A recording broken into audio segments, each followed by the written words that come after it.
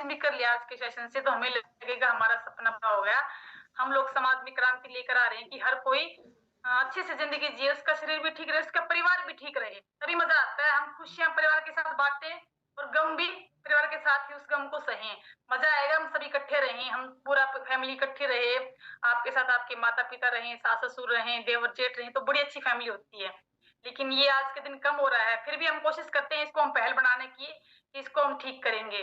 तो हमारी क्लास का टाइम शुरू होने वाला है, सभी साथी रेडी हैं? और जो आने वाले हैं इस क्लास को लेने के बारे में, उनका बहुत अच्छा अनुभव है इसमें और बहुत अच्छा बोलते हैं वो, बहुत अच्छी उनकी फैमिली बहुत अच्छी है, इसीलिए उनको इस चीज का अनुभव है कि वो काफी लोगों को ठीक करने की कोशिश भी करते हैं। तो रेडी, बुलाएं आज के हमारे सुपरस्टार कोच हैं, जो आप सबके बहुत ही प्यारे कोच हैं और आप सब उनसे बहुत प्यार करते हो, बहुत नाइस नेचर है, बहुत लोगों की हेल्प भी कर रहे हैं, बहुत लोगों को हर्बल लाइफ में आने से भी बहुत लोगों की हेल्प कर रहे थे, लेकिन अब उनकी फैमिली बड़ी हो गई है। तो आप सबकी हुटिंग एंड क्लैपिंग के बीच में हम बुलाना चाहेंगे हमारे सुपरस्टार कोच मिस्टर।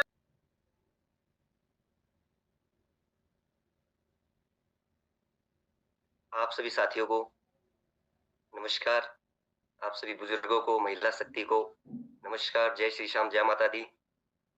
मैं राकेश कुमार पांचाल, गांव रोड से।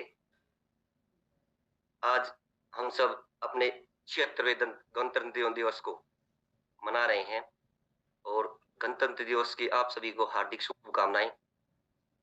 26 जनवरी 1950 को हमारा गणतंत्र दिवस अर्थात संविधान दिवस लागू हुआ था और इस संविधान को बनाने के लिए हमारे 299 साथियों की टीम थी और जिनके मुखिया डॉक्टर राजेंद्र प्रसाद जी थे और सबसे ज्यादा पढ़े लिखे होने के कारण बाबा भीमराव अंबेडकर जी ने इसमें अहम भूमिका निभाई। तो ये जानकारी हमें और हमारे बच्चों को होनी बहुत जरूरी है। आज पूरा देश इस पर्व को बड़े अच्छे से निभा रहा है और हम सबको संविधान दिवस की हार्दिक शुभकामनाएं। साथियों, इस जीवन में माता पिता का सबसे अहम रोल होता है।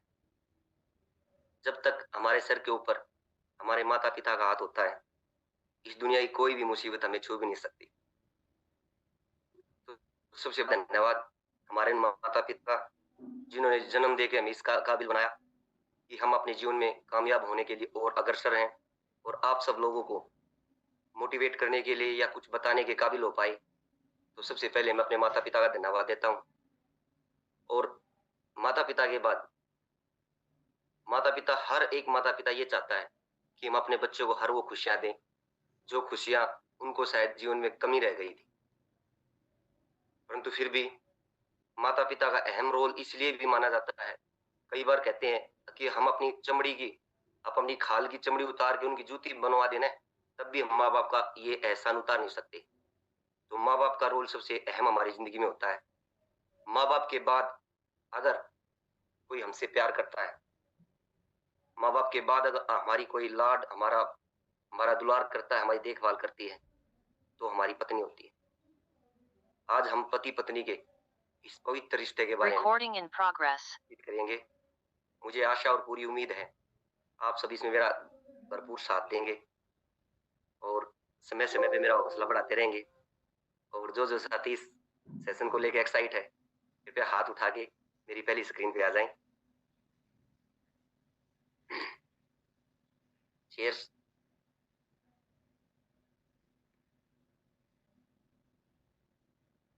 पति पत्नी का संबंध क्या है?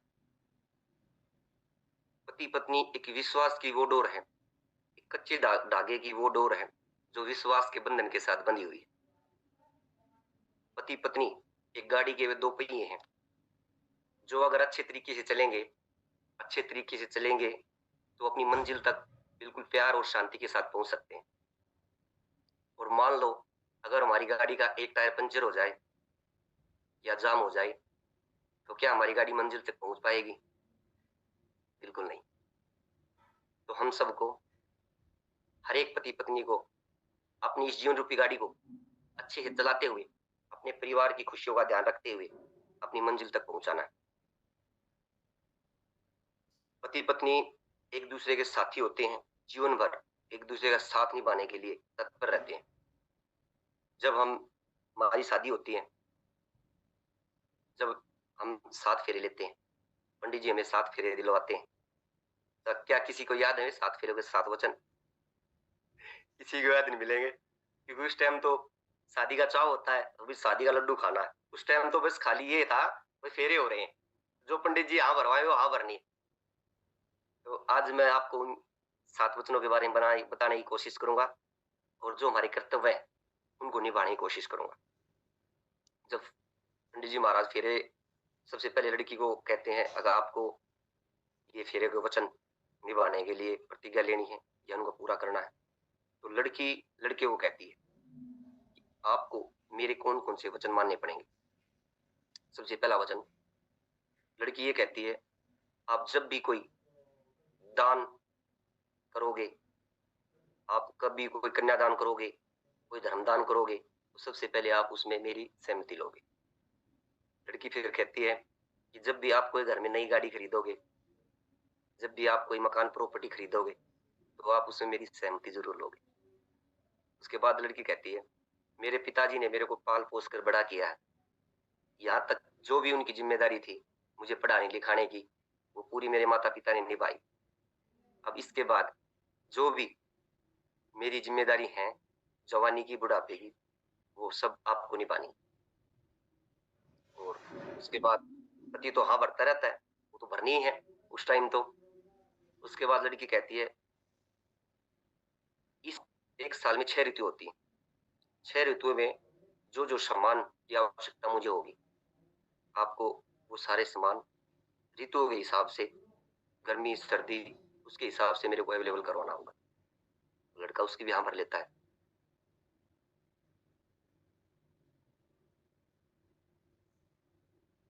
फिर लड़की आखिरी में कहती है, जब मैं अपनी सखी सहेलियों के साथ बैठी हूँ, उनके साथ मैं बातचीत कर रही हूँ, वहां पे अगर आप किसी काम से आ गए और मैं वहां हंस रही हूँ, तो कृपया करके आप वहां मेरे ऊपर गुस्सा नहीं होगे, वहां मेरे को प्यार से बात करोगे, समझाओगे।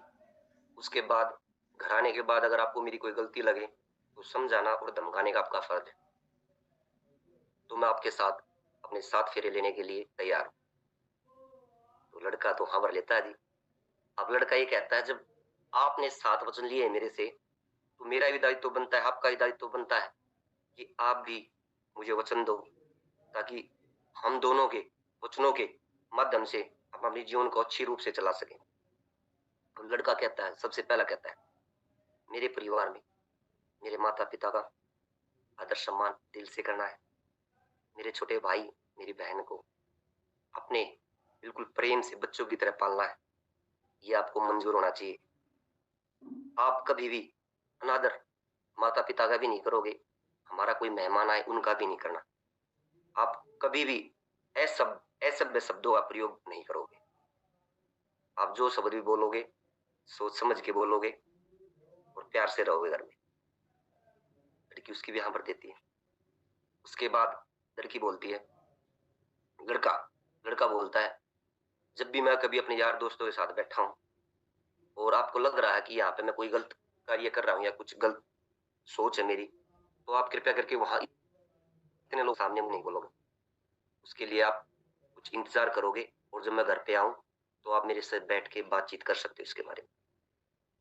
तो लड़की उसके लिए भी हाँ भर लेती। तो ये हमारे कुछ वचन होते हैं जो हम शादी के समय में लेते हैं।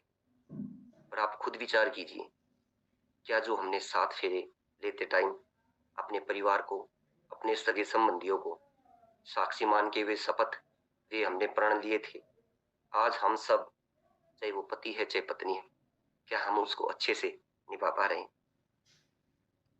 हमें खुद का विश्लेषण करना चाहिए।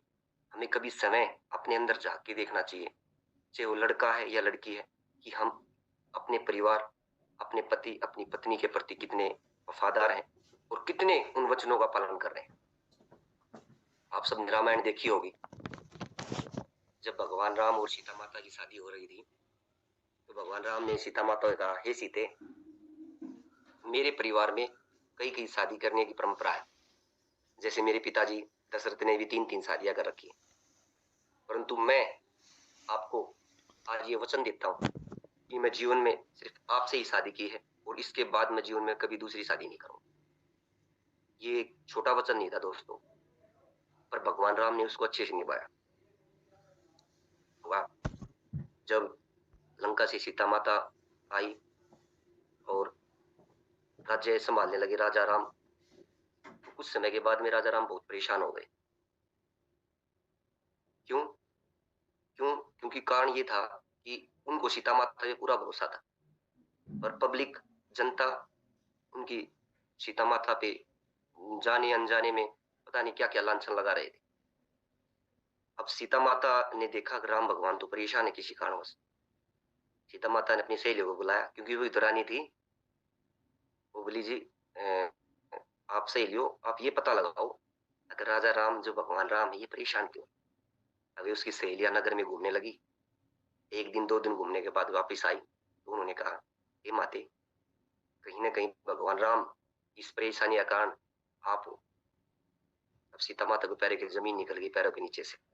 अब ये क्या होगा, क्योंकि उन्होंने जब शादी हुई थी तो उन दोनों ने अपने पूर्वजों को साक्षी मान के ये वचन लिया था कि हमारे कारण कभी भी हमारे परिवार वालों के ऊपर कोई भी दाग नहीं लगेगा और हम कोई भी ऐसा काम नहीं करेंगे जिससे हमारे परिवार की, हमारे कुल की कोई ऐसी लोगों की सोच बने कि इनके कारण इनका कुल का नाम खराब हो रहा है। अब उन्होंने भगवान राम को बुलाया और वो उसी कमरे में लेके गई जहां पे उनके जितने भी परिवार के बड़े बुजुर्ग होते थे जो सौरक्षी का हाथ से धार गए, उस कमरे में उन्होंने भगवान राम को प्रतिज्ञा दिलाई।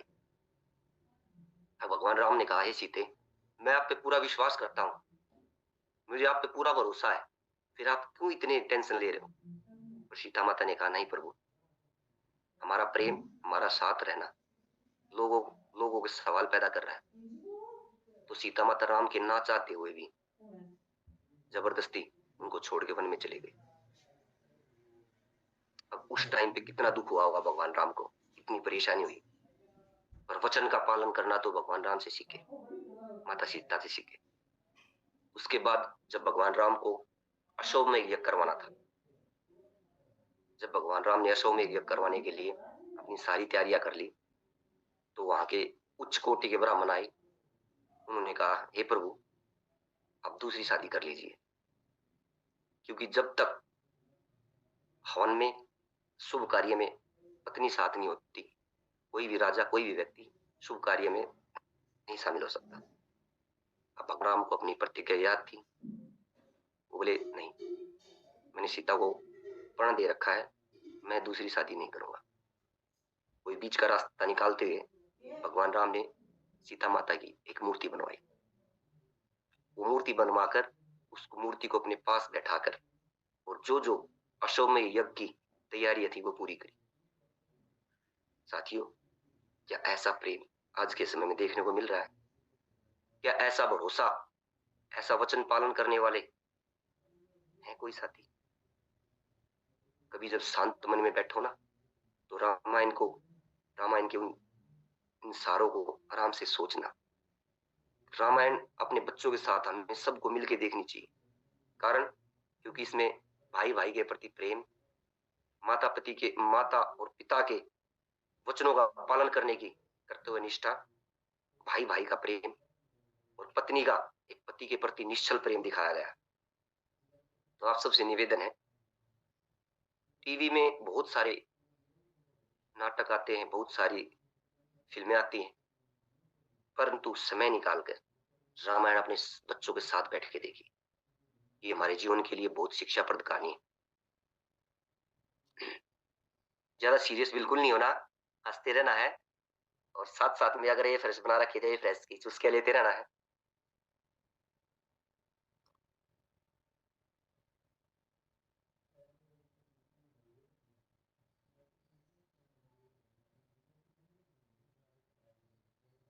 जब 7 फेरे के 7 वचन लड़कियां लेती है, पति पत्नी लेते हैं, अब खुद विचार कीजिए, जब हम उसका हाथ पकड़ के, वो इतने लोगों को छोड़ के, हमारी पत्नी अपने परिवार को, घर को, रिश्तेदारों को छोड़ के और हमारे साथ आ जाती है, क्या हम उन 7 फेरों के 7 वचनों को निभा पाते?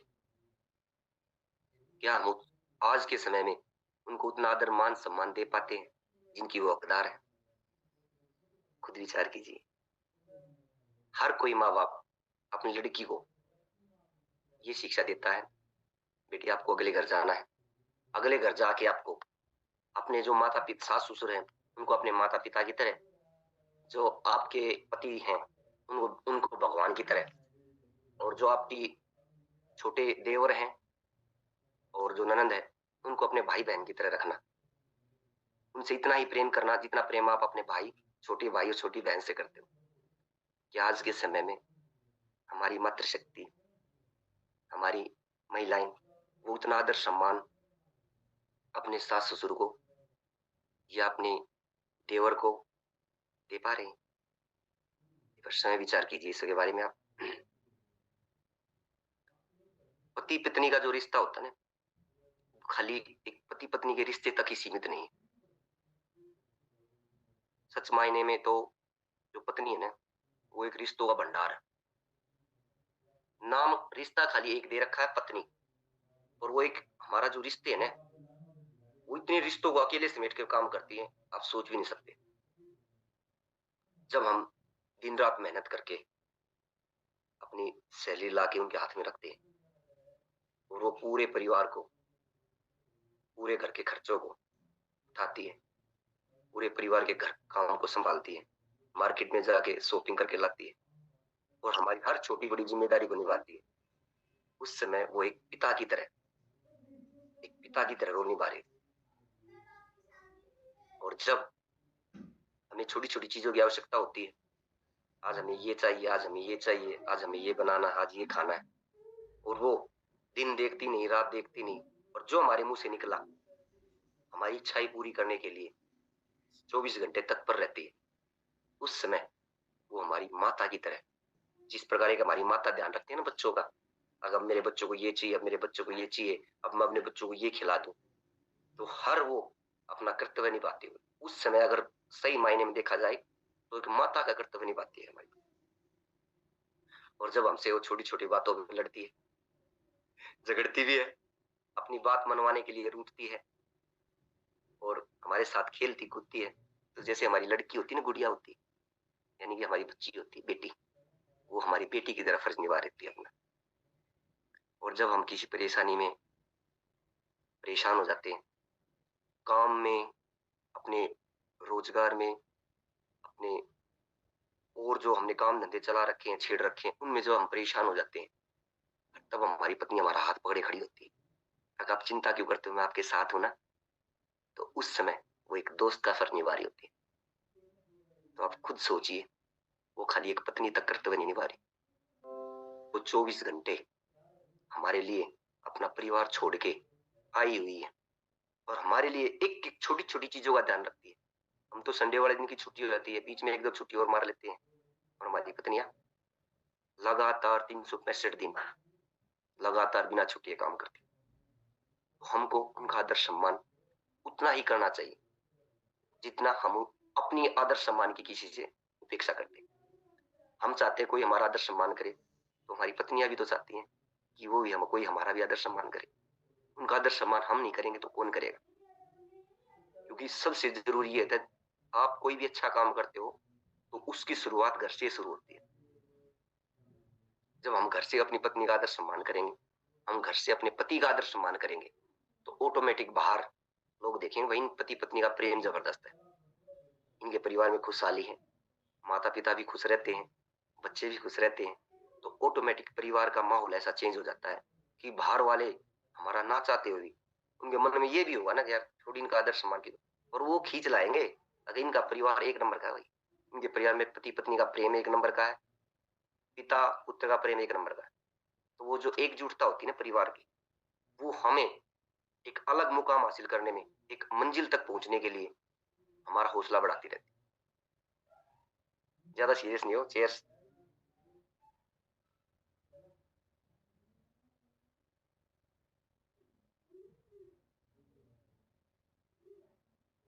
Ginger flavour. अब मैं आपको एक छोटी कहानी सुनाता हूँ। एक बार एक राजा था और वो चित्रकारी का बहुत शौकीन था। उसको चित्रकला में बहुत संतुष्टि मिलती थी। उसने अपने राज्य में घोषणा करवा दी कि जो भी साथी मेरे को एक बढ़िया चित्र बना के दिखाएगा, मैं उसको मुंह मांगा इनाम दूंगा। और वो चित्र किस चीज का हुआ? वो चित्र था शांति का। जिस चित्र को देखने में मन को शांति मिले, मेरे वो जो वो चित्र बना के देगा, मैं उसको मुंह मांगा इनाम दूंगा। अब लग गए राज्य में तरह तरह के कलाकार, राज्य से बाहर के मुनादी हुई तो लग गए लोग ढूंढने के लिए, बढ़िया कलाकार ढूंढ के लाएंगे, मुंह मांगा इनाम लेंगे। कलाकार खूब आ रहे हैं और उन्हें जो उनका टाइम था 10 दिन का, 15 दिन में बड़ी अच्छी अच्छी कलाकारी करते हुए अच्छे अच्छे चित्र बनाए। और जिस दिन चित्र देखने का समय आया, उस दिन राजा और अपने मंत्रियों के साथ चित्र देखने लग गया। तो राजा ने 2 चित्र निकाल के एक साइड में रखवा दिए। सारे चित्र देखे और 2 चित्र रख के एक साइड में रखवा दिए। उसके बाद 2 चित्रों वाले को, कलाकारों को बुलाया, भैया आप आओ दोनों, आप दोनों में से एक को चुना जाएगा इनाम के लिए। अब दोनों खुश। अब पहले एक कलाकार ने क्या कलाकारी कर रखी? पहले कलाकार ने एक बहुत ही सुंदर झरने के पास एक बहुत सुंदर नदी बना रखी और नदी का पानी इतना साफ और कोमल दिखा रखा कि जो नदी का तलहटी थी ना, उसकी मिट्टी भी साफ दिखाई दे रही। और ऊपर इस टाइप का उसने कलाकारी कर रखी जैसे हमारे बादलों का, जैसे रुई के गोले होते हैं ना छोटे छोटे, इतने सुंदर प्रतीत हो रहे वे गोले उसकी परछाई में बिल्कुल साफ नजर आ रहे। और उन गोलों को देखते हुए, उन कलाकारी को देखते हुए, उस नदी के इतने शीतल जल को देखते हुए, जिस टाइप की उसने प्रदर्शनी करी, मंत्रमुग्ध हो गए वे बोले वो इससे अच्छा तो कोई शांति का प्रतीक बना ही नहीं सकता। अब पूरे जितने भी वहां बाहर खड़े थे लोग सब खुश हो गए, भाई इसको कलाकार को तो गिफ्ट मिलेगा, बढ़िया, मुंह मांगा, ये तो खुद किस्मत है। फिर दूसरी कलाकारी दिखाई गई। दूसरी कलाकारी में क्या था? बहुत तेज आंधियां चलती दिखाई दे रही और कड़कड़ाती बिजली और एक नदी जो पूरे उफान के साथ थी और पेड़ों की टहनियां इतनी तेज हवा में झुक रही जैसे न जाने किस टाइम पे वो पेड़ टूट जाए। अब लोग सोच रहे भाई इसमें तो शांति कहीं भी नहीं है, इसको तो इनाम मिलना ही नहीं, मिलेगा कैसे, इसमें तो इतनी शांति दिखा रखी है। राजा ने दूसरे गिफ्ट वाले दूसरा साथी था जिसने वो दूसरी कलाकारी बना रखी, उसको बुलाया, भाई मुंह मांगा इनाम मैं आपको दूंगा, आपकी जो कलाकारी मैंने देखी मेरा मन खुश हो गया, इसे बड़ी शांति मिल नहीं सकती मेरे को। अब राजा के जितने दरबारी थे, राजा के जितने सलाहकार थे, जितनी प्रजा थी, और साथ में जो कलाकार मूर्ति बनाने वाले थे दोनों और भी थे साथ साथ में, पर जो पहले वाला वो और ज्यादा परेशान, क्योंकि उसकी मूर्ति में तो कोई एक कमी नहीं निकाल रहा था और जो दूसरे वाले की कमियां ही कमी दिखाई दे रही थी। और उसके बाद भी राजा ने दूसरे वालों को चुना। अब और तो राजा के डर से बोले नहीं और उनके मन में आवाज दबी दबी एक दूसरे कान में बोल रहे, राजा ने क्या कर दिया, ये राजा ने क्या कर दिया। परंतु राजा के सामने वो बोला, पहले वाला कलाकार, अब महाराज मैंने इतनी मेहनत से इतनी अच्छी कलाकारी आपको बना के दी, इतना शांत नदी का जल, आप उसमें अपने चेहरा देख लो, परछाई देख लो, उसके बाद भी आपने मेरे को नहीं चुना, आपने इसको चुना, मेरे कारण बताओ। राजा ने उसका हाथ पकड़ा, बोला चल मेरे साथ, आपको उस फोटो के पास ले चलता हूँ। और वो उस फोटो के सामने उसके ले जाए खड़ा कर दिया। ना देखो इसको, ना सर इसमें दिखाई क्या दे रहा है, इसमें तो तेज तेज आंधिया, कड़कड़ाती बिजली, इतना तेज प्रभाव नदी का, इतनी तेज बारिश। देखो उस झुके हुए पेड़ को देखो, उस पेड़ पे झुकी उस टहनी को देखो, और उस टहनी पे बने हुए इस घोंसले को देखो, और घोंसले में बैठी उस चिड़िया को ध्यान से देखो। एक चिड़िया अपने परिवार को, अपने बच्चे को बड़ी शांति के साथ, बड़े मन से, बड़े प्रेम से, बड़े लगाव के साथ भोजन करवा रही थी। अब आप खुद विचार कीजिए, जब ये इतनी तेज बारिश चल रही है, इतनी तेज आंधी चल रही है, इतनी तेज कड़कड़ाहट है बिजली की, उसके बाद भी ये चिड़िया बिल्कुल शांति के साथ अपने परिवार के साथ मस्त है, अपने परिवार को भोजन करवा रही, तो इससे ज्यादा शांति और कहाँ मिलेगी। इस कहानी से हमें शिक्षा क्या मिलती है दोस्तों? इस कहानी से हमें शिक्षा मिलती है कि आज के समय में हम अपनी खुशियों को बाहर ढूंढते हैं। बड़ा सा घर होना चाहिए, बड़ी सी गाड़ी होनी चाहिए, जमीन होनी चाहिए, जायदाद होनी चाहिए, घूमने के लिए पैसे होने चाहिए, एंजॉय करने के लिए बाइक होनी चाहिए। मतलब ना जाने किस किस चीज में अपनी खुशी ढूंढते हैं। फिर क्या वो सच्ची खुशी है? बिल्कुल नहीं। सच्ची खुशी, आत्मा की खुशी वो है, आपके पास पैसा थोड़ा है और उसके बाद भी आप अपने परिवार, अपने माता पिता, अपने बच्चों के साथ बैठ के खाना खा रहे हो। वो सबसे बड़ी खुशी है दोस्तों। मैंने बहुत से लोगों को देखा है, करोड़ों की प्रॉपर्टी उनके पास, बड़ी बड़ी गाड़ियां दो दो तीन तीन खड़ी रहती है, उसके बाद भी उनके मन में शांति नहीं। और मैंने कुछ आदमियों को देखा है जो सुबह घर से निकलते हैं कुछ काम करने के लिए, शाम को वहां पे पूरा दिन मेहनत करके कुछ पैसे लेके आते हैं और उन पैसे से अपने परिवार के लिए कुछ खाने पीने का लेके जाते हैं और उनका परिवार उसी खाने में इतना खुश होता है, पूछो मत। वो अपने बच्चों के साथ खेलता है, अपने बच्चों को पेट पे खिलाता है, अपने बच्चों को कहानियां सुनाता है, उसके साथ खुश है। और इसके विपरीत जिसके पास पैसा है, गाड़ी है, बंगला है, वो क्या अपने बच्चों को समय दे पा रहा है? क्या अपनी पत्नी को समय दे पा रहा है? उसको लगन है पैसा कैसे कमाया जाए, इससे ज्यादा और पैसा कैसे कमाया जाए। हमें जो खुशियां ढूंढनी है दोस्तों, वो अपने अंदर, अंतरात्मा में थोड़ा है, उसी में गुजारा करेंगे और अपने परिवार के साथ एकजुटता के साथ प्रेम से रह के गुजारा करेंगे। यस।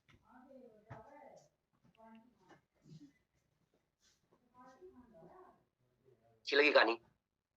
कोई भी कहानी, कोई भी कविता, कोई भी चीज होती है, ये हमें कुछ सिखाने के लिए बनाई जाती है। उससे हमें कुछ ना कुछ सीख मिलती है। उसी शिक्षा को लेते हुए हमें अपने जीवन में आगे बढ़ना होता है।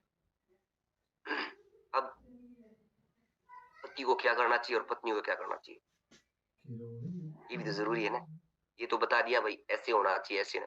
अब पत्नी को क्या करना चाहिए और पति को क्या करना चाहिए, मैं दो चार बातें बताऊंगा। अच्छी लगे तो नोट कर लेना, नहीं तो अपने मन में उतार लेना,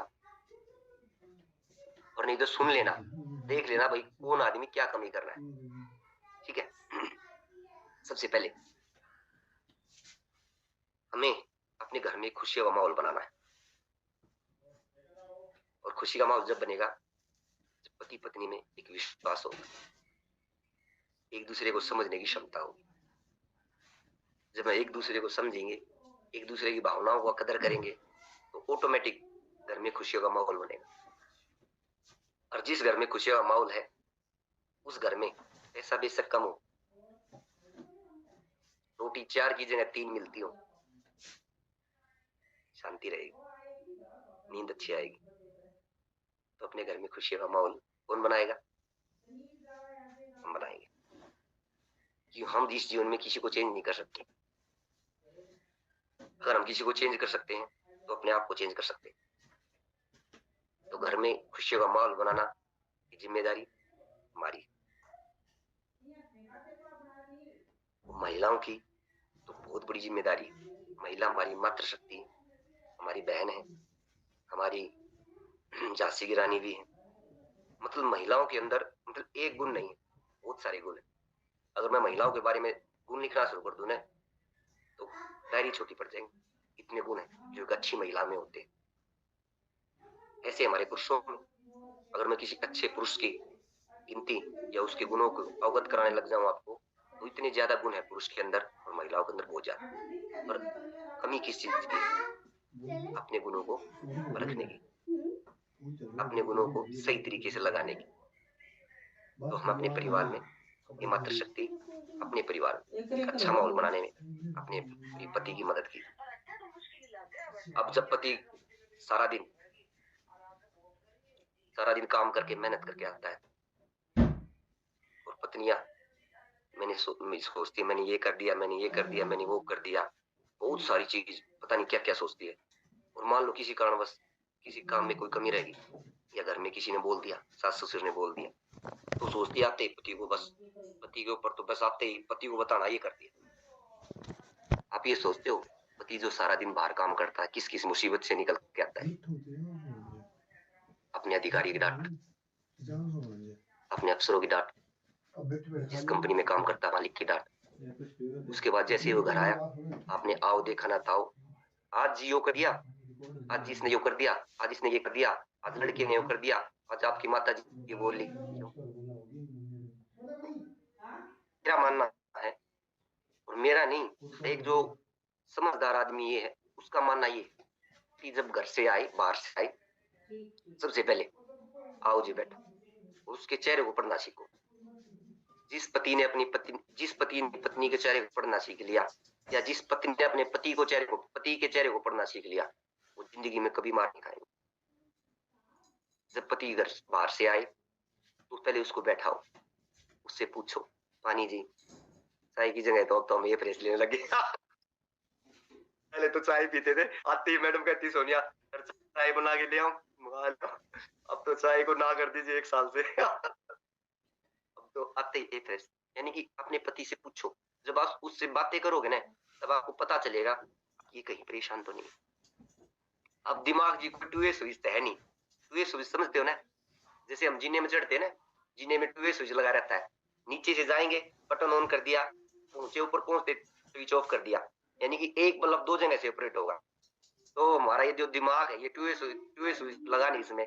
अगर दफ्तर से आए और वो स्विच दफ्तर बड़ा बंद कर लिया, बाकी टेंशन घर की तो आएंगी।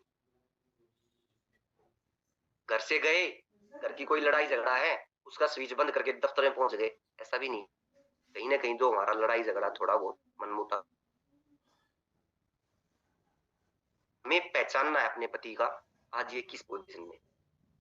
उसके बाद उसको बताओ, सर आपके आज ये बात हुई सर, और आप इसका समाधान करो, और उसको थोड़ा समय दो। ये मातृशक्ति, ऐसा कौन सा घर है जिसमें छोटी छोटी बातों पे या कभी कभी लड़ाई ना हो? ऐसा कोई भी घर नहीं। ये जो फोन नामक बीमारी है ना, इसका कम से कम प्रयोग करें। अब किसी कारणवश पति ने धमका दिया, सीधा फोन, क्यों जी, ये क्या करेंगे? उनको तो खाली परेशानी करोगे आप। उन्होंने आपको पाल पोस के बड़ा कर दिया, यहाँ भेज दिया, उनके साथ भी ऐसा कभी ना कभी हुआ होगा। क्या हमारी माताएं, क्या हमारे पहले जो आप देखते हो, क्या पहले इतने तलाक होते थे? पहले जो शादियां होती थी वो मतलब जन्मों जन्मों तो का साथ होता था। अब ये कौन सी सभ्यता ले आए हम? अब आप विचार कीजिए, आंखें बंद करो, सामने सोचना, आपके आसपास के माहौल में, आपके आसपास के समाज में, रिश्तेदारियों में कितने ऐसे रिश्ते हैं जो आपके सामने हुए हैं और सामने टूट गए। कमी क्या? छोटी छोटी बातें, छोटी छोटी बातों को बड़ा बड़ा करते गए। क्यों ऐसा क्यों कर रहे? ये मेरी मातृशक्ति, बिल्कुल मत करो ऐसा। इस फोन का सदुपयोग अच्छे कामों के लिए करो। इसको अपने परिवार वालों को जब याद करो, आप जब आपको ये लगे ना बिल्कुल बेइंतहा, मतलब समझ में नहीं आ रहा, तभी तो पूछो, समाधान बताओ। ये नहीं जोड़ा उठाया, इससे घर के हालात, परिवार के हालात बिगड़ते जा रहे हैं। तो मेरी महिला शक्तियों से निवेदन है, इस फोन नामक बीमारी और टीवी नामक बीमारी से, इस टीवी में सीरियल देख लो आप, ऐसे आएंगे एक एक लेडीज की 3-3 4-4 शादी दिखा देते हैं। क्यों? उन्होंने अपनी टीआरपी बढ़ानी, ये हमारे माइंड के साथ खेल रहे।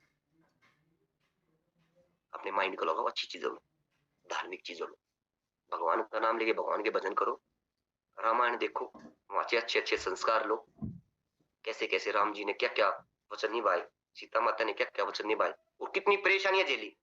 क्या आपकी परेशानी सीता माता से बढ़कर है? कि आज अगर कोई अगर आज कोई माता पिता ये बोल दे आप बेटा आपको वन में जाना है या आपको घर छोड़ना है, तो लड़कियां क्या साथ देंगी? वन में जाने के लिए ना जी, बिल्कुल ना, मैंने तो फेरे ले रखे आप दो जी, और इतने दिन के लिए रखे हैं हंसी खुशी के लिए। घर के भी जब कह देंगे बाबू ये तो जा है उधर घर छोड़ के, मैं क्या करूं, मेरे तो इतना रहा आ जावन में, ये बेटी तू नुगर अपना झोला ले तेरे भाई ने भेजा। क्यों? इतनी ऐसी लड़कियां हैं जो इन छोटी छोटी बातों पे अपने घर पे बैठी। क्या उनके घर वाले परेशान नहीं? क्या वे खुद परेशान नहीं? मेरे पास ऐसे बहुत सारे उदाहरण हैं, मतलब अगर हम बताने को लग जाओ ना, बहुत सारे ऐसे लोग हैं जिनको हम समझाते हैं और वे नहीं मानते और बाद में पछताते हैं।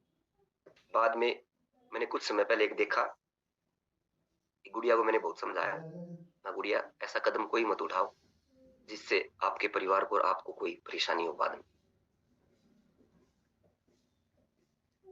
और जब उनका तलाक हो गया, जो फिर बाद में बोली भैया बड़ी गलती होगी मेरे से, बहुत बड़ी गलती होगी। मैं गुड़िया उस टाइम आपको 1 घंटा इसलिए समझाया था, उस टाइम समय था, हम उसको बोल सकते थे, अब वो समय निकल पाया। तो ये जो समय निकलता है ना, इसको अपने हाथ से मत निकलने दो। एक बार 5 मेंढक घूमने चले गए जंगल में, ध्यान से सुनना कहानी को। और वो 5 मेंढक घूमते घूमते जंगल में काफी दूर निकल गए और आगे एक गड्ढा आ गया, वो दिखाई नहीं दिया, थोड़ा अंधेरा हो गया, थोड़ा अंधेरा हुआ था और वो बातों में ध्यान था उनका, और 3 मेंढक गड्ढे में गिर गए। अब 2 मेंढक बाहर, 3 मेंढक अंदर, वे तीनों उछल कूद कर रहे हैं, चढ़ने की कोशिश कर रहे हैं। और ऊपर वाला मेंढक क्या बोल रहे हैं, भाई आपसे नहीं चढ़ा जाएगा, गड्ढा गहरा बहुत ज्यादा है।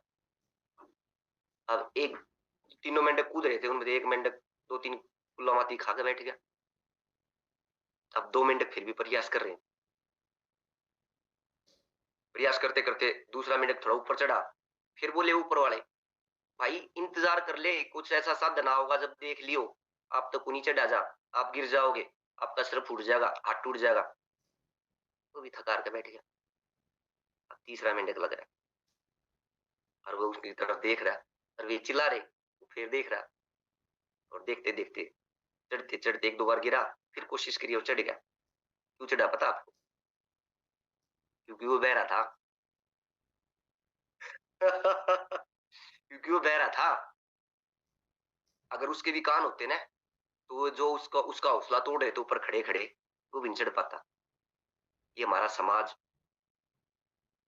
में कुछ लोग ऐसे होते हैं, सब तो एक जैसे होते ही नहीं, पर हमारे समाज में, हमारे परिवार में, हमारे आसपास के माहौल में कुछ लोग ऐसे होते हैं जो एक दूसरे की टांग खींचते हैं। वो आगे बढ़ते हैं ना, तो उसके पैरों में जंजीर बांध देते हैं ताकि वो आगे ना बढ़ पाए। और हम क्या करते हैं, अब किसी महिला का पति अगर कहीं बाहर घूम रहा है और उसका मन कर गया आज कुछ खा लेते हैं, और वो खाने लग गया अपने यार दोस्ता गया, और किसी पत्नी की सहेली ने देख लिया और घर आ जाओ थे, भाई तेरा पति था आज उड़े गोलगप्पे खाओ था, बेराना बेबे कौन था गेल्या और कौन थी, उड़े कलेश आम थे, अच्छा आन दे, हाँ जी की गेल्या गोलगप्पे खाओ थे आज। क्यों? क्या कुछ खाने का, कुछ पीने का, अच्छी चीजें खाने का हक नहीं है क्या? ऐसे ही कुछ मैंने देखे हैं, कुछ आदमी ऐसे होते हैं, किसी दोस्त ने बोल दिया भाई तेरी लेडीज तो यार आज मार्केट में देखी मैंने, और बिना बताया आगे करते हैं। अब उसने कलेश शुरू कर दिया। घर आजाम थे, उन्होंने पूछा आप क्या लेने गए थे, कैसे गए? अच्छा मार्केट में गई थी, किसके लिए गई, किसके साथ गए आप? तो मेरा कहने का भाव ये है, हम छोटी छोटी बातों पे, छोटी छोटी बातों को इतना बढ़ा लेते हैं, हम उस कुएं के मेंढक की तरह न तो खुद चढ़ते हैं न दूसरों को चढ़ने देते, हम उनका हौसला तोड़ते रहते हैं। तो अपने पति का, अपनी पत्नी का, अपने परिवार का हौसला बढ़ाएं, हौसला तोड़े ना।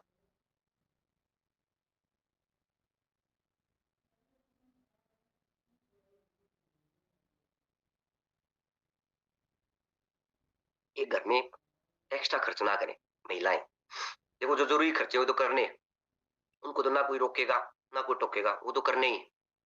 पर फिर भी कोई ऐसा एक्स्ट्रा खर्च ना करें जिसके कारण पति के माइंड पे एक एक्स्ट्रा प्रेशर बने, एक मुझे कुछ और एक्स्ट्रा काम करना पड़ेगा। अब एक्स्ट्रा काम करेगा तो एक्स्ट्रा टाइम लगाने पड़ेगा, और एक्स्ट्रा टाइम लगेगा तो परिवार के पास समय कम मिल पाएगा।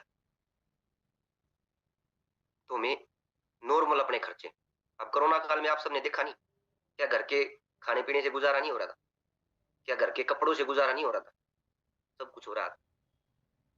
पर नहीं, हमें तो नया नया चाहिए। खर्च बढ़ेंगे, परेशानी बढ़ेगी, नॉर्मल सी बात। अगर घर में पत्नी कमाती है ना, तो ऑटोमेटिक पत्नी को भी टेंशन होगी, खाली पति पति को नहीं। क्योंकि खर्चे बढ़ेंगे तो ऑटोमेटिक है। ऐसा नहीं होगा, ऐसा भी जरूरी है। सब कुछ जरूरी है इस जीवन में। अगर हम आ गए जन्म लेके तो सब कुछ जरूरी है, और सबसे जरूरी है रिश्ते निभाना। अब ये तो होगी पत्नियों की, पतियों की भी तो जिम्मेदारी होती है, उनको भी तो कुछ ना कुछ संभालना होता है। तो मैं पतियों को बताता हूँ पति को क्या क्या करना है।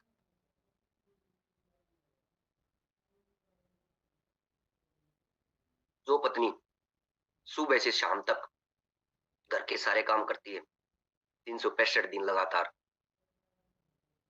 क्या हम उनका आदर सम्मान करते इतना?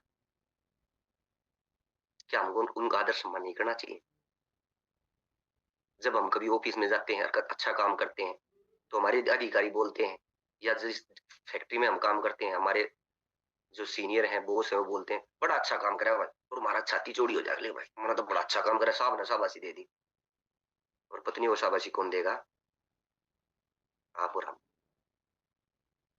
क्योंकि ये बहुत ज्यादा काम करती हैं। हमें लगता है इनका कोई काम नहीं है घर में।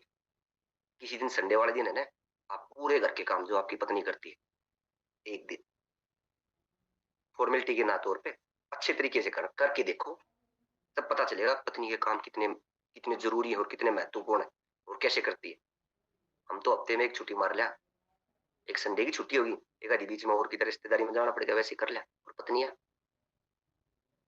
हम सबसे पहले उठती है और सबसे आखिरी में सोती है। हमारी एक छोटी से छोटी कमी का बटन टूट गया जी, कौन लगा होगा? नहीं लगा होगा।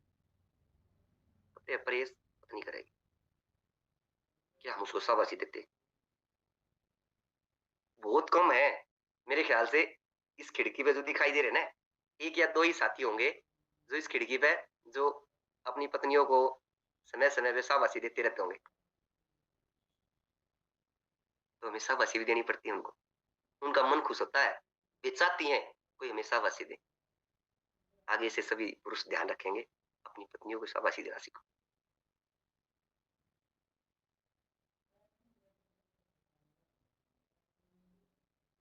जब पत्नी, हम घर पे आए और पत्नी के मन में एक भावना होती है, जब पत्नी परेशान होती है तो वो अपनी बातें किसी को तो शेयर करेगी। तो जब भी पत्नी परेशान हो और वो आपके साथ कोई बातें शेयर करना चाहती है, उसको समय दो। समय निकाल के उसकी बात अच्छे से सुनो। जब तक आप उसके लिए समय नहीं निकालोगे तो अपनी बातें किसको शेयर करेगी? बाहर वाले को शेयर करेगी, हमें। और हम उसकी बातों को कब समझ पाएंगे? जब हम उसके साथ दिल से जुड़ेंगे। और जब वो अपनी बातें अच्छे से सुना देगी ना हमें, बैठ के और हम सुन लेंगे, आधे से ज्यादा, मेरी मित्रों, आधे से ज्यादा परेशानी उनकी दूर हो जाएगी ऑटोमेटिक। जब हम ये कहेंगे ना, बैठ मेरे पास, बता के परेशानी है, मैं दूर करूंगा। उनको चाहिए क्या? एक प्रेम ही तो चाहिए। ये प्रेम से जब बोलेंगे, हाँ जी मैं आपकी परेशानी दूर करूंगा, उनकी परेशानी होती क्या है? आज यो नहीं हुआ जी, आज मैं नो परेशान हूँ, यो नहीं हुआ, हो जाएगा दूर। विश्वास बना के रखो आप। जब आप एक दूसरे विश्वास करोगे ना, तो एक दूसरे की कदर भी करोगे। तो जब भी आपकी पत्नी आपसे कुछ बातचीत करने की इच्छा जाहिर करे, उसकी ध्यान से सुनो। अब कुछ साथी, अब कुछ साथी जाने अनजाने में, जाने अनजाने में, रेस्तर में ड्रिंक करते हैं, यानी कि शराब का सेवन करते हैं, बीड़ी सिगरेट पीते हैं, घर का खर्च बढ़ा देते हैं, ऊपर से अपने दिमाग के ऊपर उस शराब नामक बीमारी को हैवी कर लेते हैं। अब जब कोई भी चीज आपके दिमाग के ऊपर हैवी हो जाएगी तो क्या होगा? लड़ाई झगड़ा। आपका कंट्रोल नहीं रहेगा माइंड पे। तो उस कंट्रोल जब ना होगा, उससे क्या होगा? आपके घर में क्लेश। तो उस क्लेश से, उस कलह से अगर बचना है ना, तो ये जो बीमारी है ना, मेरी हाथ जोड़ के निवेदन है, आप सबसे हाथ जोड़ के निवेदन, अगर कोई साथी इस चीज को यूज कर रहा है छोड़ दो, क्योंकि जब आप इस चीज का यूज करोगे तो घर में क्लेश होगा, घर में क्लेश होगा। अब इसके नेगेटिव प्रभाव प्रभाव देखो आप। अब पति पत्नी का लड़ाई झगड़े हो रहे हैं, अब बच्चा आया बाहर से, स्कूल से आया, उसके मन में कुछ भावनाएं हैं, आज मैं मम्मी के साथ शेयर करूंगा, पापा के साथ शेयर करूंगा। जब घर में पहले क्लेश दिखेगा उन्हें, क्या कोई बच्चा अपने माता पिता के साथ शेयर करेगा? वो सोचेगा पहले हम घर के क्लेश है थप्पड़ और मार दिया कोई। और ऐसा होता है, हम गुस्से में अपने बच्चों पे उतार देते हैं गुस्सा। क्यों भाई? क्या उनकी भावना नहीं? क्या उनका मन नहीं करता अपने पिता को अच्छी बातें बताने का? अच्छा एक और सोचो, अच्छी बातों को छोड़ दो आप, सबसे जरूरी बात जो मैं बताना चाह रहा हूँ, कुछ बच्चे बच्चे मान लो बाहर से शरारत करके आया, किसी ने उसके साथ शरारत कर दी, उसके साथ छेड़खानी कर दी, और वो अपने माता पिता को बताने के लिए आता है, और माता पिता सुनते नहीं, टाइम नहीं है, लड़ाई झगड़े से नारा, किसको बताएगा? बात तो पचेगी नहीं, कहीं ना कहीं तो बच्चा शेयर करेगा, फिर वो बाहर दोस्त बनाएगा, और वो दोस्त उसका क्या फायदा उठा सकता है आप सोच भी नहीं सकते। आज के समय जो हमारा समाज अच्छे कामों की तरफ कम, नेगेटिव बातों की तरफ ज्यादा जा रहा है। अगर जो बातें वो बच्चा हमें शेयर करके अपनी बातों को खत्म कर सकता था, वो किसी दूसरे को बताएगा और वो उसका फायदा उठाएगा, तो हमारी लाइफ का क्या फायदा हुआ? हम जो पैसे कमा रहे हैं दिन प्रतिदिन मेहनत करके, जो हमारा बच्चा ही हमारे हाथ से निकल जाएगा, हो नहीं रहा क्या आजकल? ये बहुत ज्यादा, बहुत ज्यादा ऐसा हो रहा है। तो अगर हम ठीक रहेंगे तभी हम अपने बच्चों को सुन पाएंगे। अपने बच्चों के साथ बैठो, अपने बच्चों के साथ खेलो, अपने बच्चे के साथ इंजॉयमेंट करो, एक दूसरे को सबक सिखाने की कोशिश मत करो। एक बार एक बड़े ही था, उस बड़े ही के बड़े ही समझ रहे हो ना, कारपेंटर मान लो, बड़े ही मान लो, उसके झोले में एक सांप घुस गया। अब तो जब सांप घुसा तो उसकी आरी थी जो, वो सांप को लग गई, टच हो गई, तो सांप का एक हिस्सा जख्मी हो गया, और जख्मी हो गया तो सांप को बड़ा गुस्सा आया, तो चाहिए आरी को सबक सिखाता हूँ। उसने अपना मुंह खोला, उस आरी को झगड़ लिया।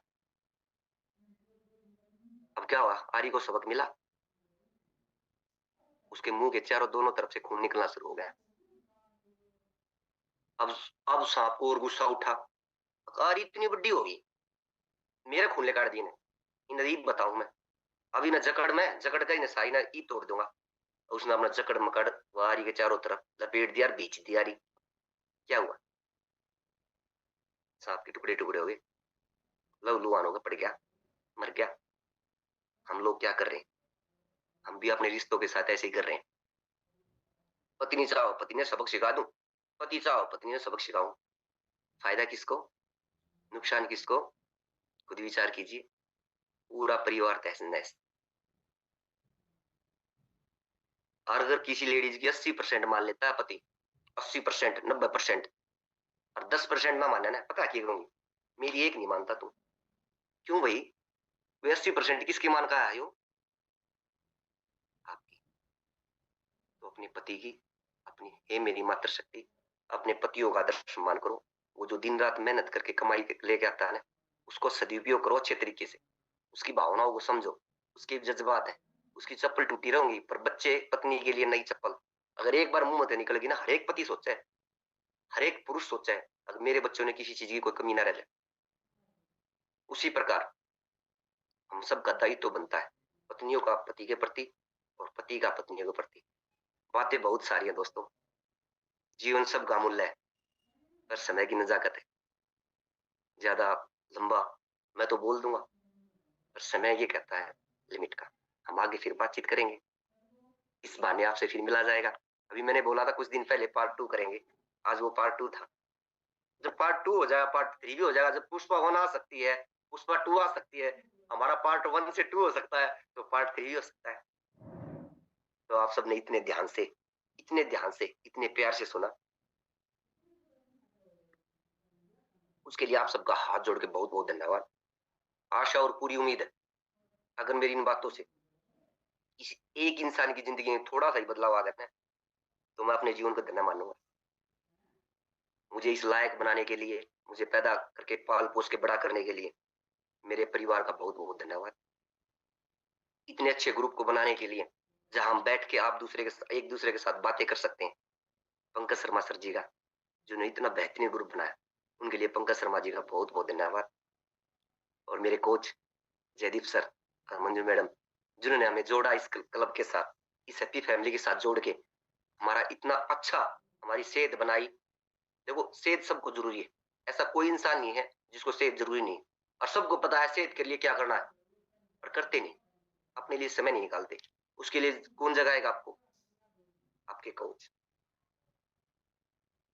इसीलिए कोच को भगवान का दर्जा दिया गया, गुरु को भगवान का दर्जा दिया गया। तो मेरी आप सबसे निवेदन है, अपने जीवन को सुधारने के लिए अपनी जीवन शैली अच्छी बनाएं, नशे वाली चीजों से दूर रहें, सुबह शाम खुद एक्सरसाइज करें और अपने बच्चों को एक्सरसाइज करवाएं। और आप सबका बहुत बहुत दिल की गहराई से धन्यवाद, मुझे 1 घंटा झेलने के लिए, मेरी बातें सुनने के लिए। अगर अच्छी लगे हो तो अप्लाई करना, अगर ना अच्छी लगे तो कोई बात नहीं, मेरी वापस दे देना। आप सबका बहुत बहुत धन्यवाद। मेरे कोच जयदीप सर और मंजू मैम का दिल की गहराई से धन्यवाद, जिन्होंने काफी लाइफ चेंज कर दी। मतलब 15 किलो मेरा वजन कम हो गया, 18 किलो मेरी मैडम का सोनिया का वजन कम हो गया। मेरी लड़की, जो आज से 1 महीना 2-3 महीने पहले ये कहती थी, पापा मेरे को बैक साइड में बैठाते हैं जब क्लास में, इनका रूटीन नंबर चलता है ना आगे पीछे बैठने का, बोले पापा ब्लैक बोर्ड में कुछ दिखाई नहीं देता।